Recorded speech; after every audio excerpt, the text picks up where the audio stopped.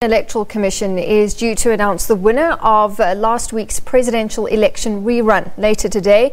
The Commission will also announce whether or not it will hold the poll in 25 constituencies where it was postponed following violent disruptions there by the opposition. For more, we cross to our reporter in Kenya, Aldrin Sampear. Aldrin, good afternoon.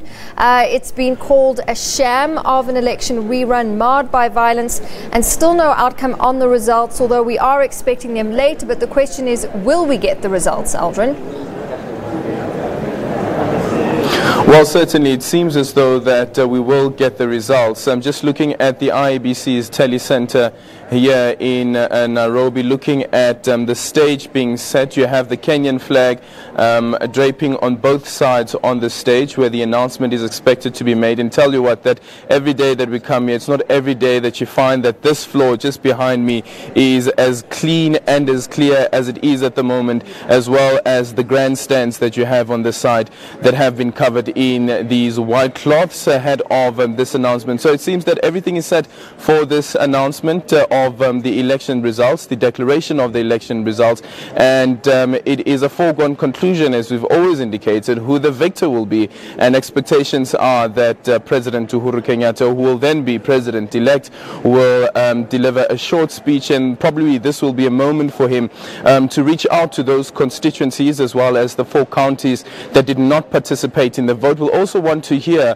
how the IEBC worked around these 4 constituencies on a legal basis, considering that the Constitution says when an announcement is made that all 291 counties, the results must also be announced. But these are counties that did not participate in these ballots because of the violence, and on a basis of safety and security, the IEBC decided not to go ahead with these with the elections in those four counties. So we'd like to hear and see how exactly the IEBC has worked around that conundrum. Absolutely, because these constituencies, there are at least 1.7 million registered voters who did not vote. And so in all fairness, opposition leader Raila Odinga says that the polls which he boycotted were illegitimate and therefore they cannot announce the results. Well, his argument is that the outcome of these results is illegitimate. He argues that even the victor, this is now Uhuru Kenyatta, does not have a clear mandate, considering that if you look at the voter turnout, which stands at about 42.6% voter turnout, while this is less than 50% of the number of people who participated in this poll, so, or less than 50% of the people who are registered to participate in elections here in Kenya. So yesterday when we spoke to the Secretary General of Jubilee, Tuju, he said that this is a clear mandate, considering that Uhuru Kenyatta is expected to take this 98% of the votes, although there's only 42% turnout in these electoral polls. He said that that does not matter. However, though, Uhuru Kenyatta is the president and will be the president not only of these constituencies and counties that participated in the votes, but also in the 4 counties that did not participate in this vote. And very, very important is what the strategy would be and how Uhuru Kenyatta would reach out to these people. And considering that over the past few days that you had these violent protests that has taken place, as well as a number of fatalities, some putting the number as high as 8, we haven't heard from the president or the presidency issuing a statement condemning the violence, or even issuing a statement mourning the loss of these families who had their loved ones lost during these protests.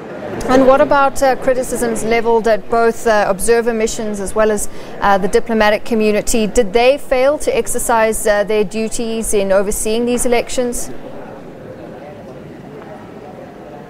Well, if you speak to the observer missions, they'll be clear and they'll tell you that they are only here to observe the elections. They are not here to investigate what has gone wrong with these elections. They are merely here to observe, and they do not have investigative powers. And if you look on my right-hand side here, you see right on the grandstands there's a board that reads observers. Those are all the people that have been here and observing and looking into these elections. But unlike the August 8 elections, where you had a number of observers that were participating in these electoral polls, the number of observers has been scaled down, and they have indicated the issue around security. That is why they've scaled down. But we'll have to wait and see how exactly the observer missions, such as the African Union, their take on these elections, considering, as we have been emphasizing, that 1.7 million of registered voters in these 4 counties did not participate in these polls.